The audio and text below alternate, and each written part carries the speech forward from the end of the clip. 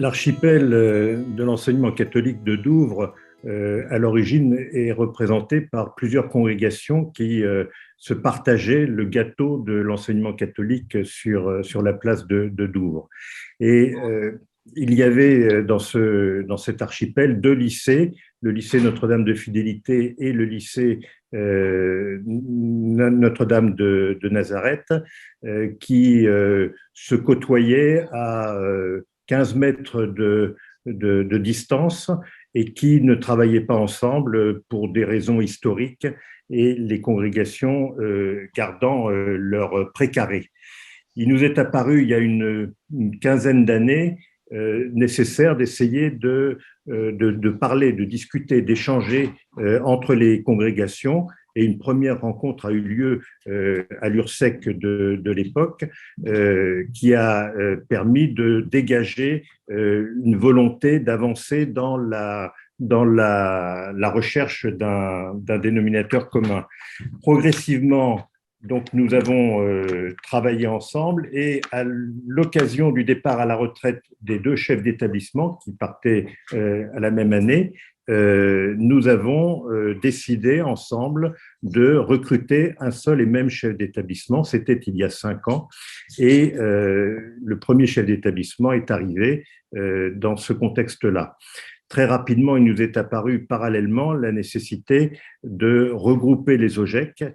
Tout un travail avec des étapes que vous imaginez peut-être parfois un petit peu compliquées ont permis quand même d'aboutir 6 mois après la nomination du chef d'établissement commun à la mise en place d'un OGEC nouveau intitulé ELC, établissement lycée d'enseignement catholique de Douvres.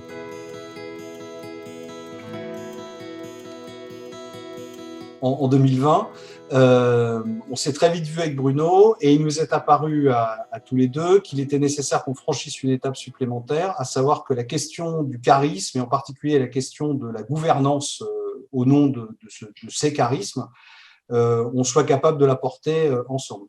Donc on a eu tout un travail d'élaboration, d'abord de rapprochement pour savoir de quoi on parlait, c'est quoi le charisme de Mère Sainte-Marie et c'est quoi le charisme de Mère Émilie. Ça a donné l'occasion à de nombreux échanges pour aboutir à un document commun sur quelles étaient finalement les valeurs fondatrices de nos deux fondatrices. Et on n'a pas souhaité élaguer. Voilà, alors ça tombait pas trop mal, puisqu'en fait, il y a énormément de points communs.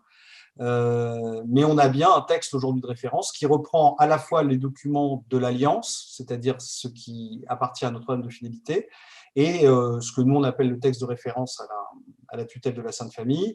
Et on a regroupé tout ça en reprenant un mot de Mère Sainte-Marie, donc la fondatrice de la Fidélité, qui est le plan d'éducation. Voilà.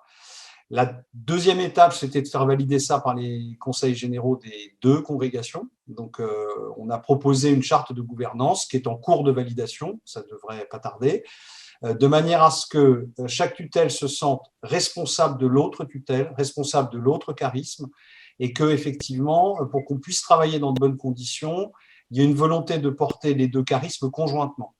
Voilà. Ça, c'est très important parce que c'est un des fondamentaux de notre démarche. Mais on travaille dans une très, très grande transparence en se donnant les informations, Bruno et moi, très régulièrement, de manière à ce qu'effectivement, les chefs d'établissement n'aient pas à appeler Bruno, puis ensuite appeler Marc, et puis ensuite attendre la réponse de l'un et de l'autre. Voilà. Et si jamais on a un point de désaccord, c'est jamais arrivé, on ne manquera pas l'un et l'autre de rappeler très vite le chef d'établissement pour lui dire la direction que les deux tutelles entendent donner.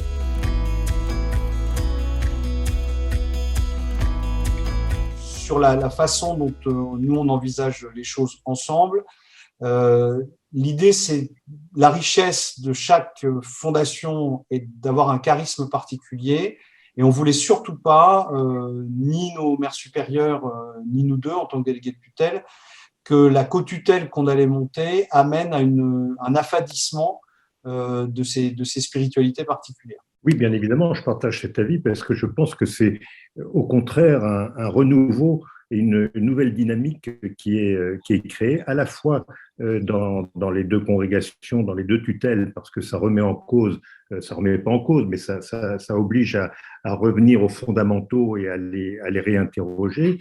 Et par ailleurs, c'est aussi l'occasion dans l'établissement ou dans les établissements de travailler sur les projets éducatifs qui vont maintenant découler de ce plan d'éducation. Et ça donne un cadre et une dynamique nouvelle dont sont en train de s'emparer les communautés éducatives locales. Et le 1er septembre dernier, on a présenté ce plan d'éducation commun à l'ensemble des personnels des trois unités. Et il y a maintenant une dynamique vraiment forte qui est enclenchée.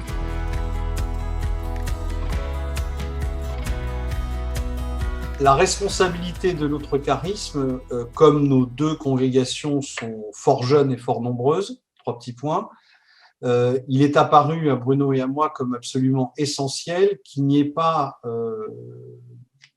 de risque, encore une fois, que la spiritualité de Mère Sainte-Marie pour Notre-Dame de Fidélité et la spiritualité de Mère Émilie pour la congrégation de la Sainte Famille puissent disparaître des maisons.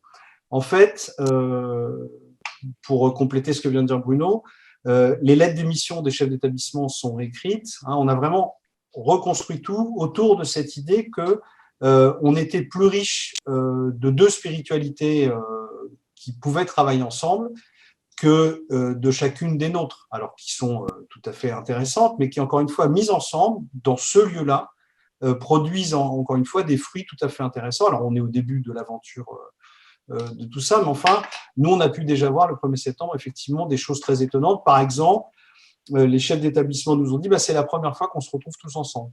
Voilà, ça n'était pas venu à l'idée, et donc il y avait l'école, et sont même venus nous rejoindre le collège et l'école de Luc juste à côté.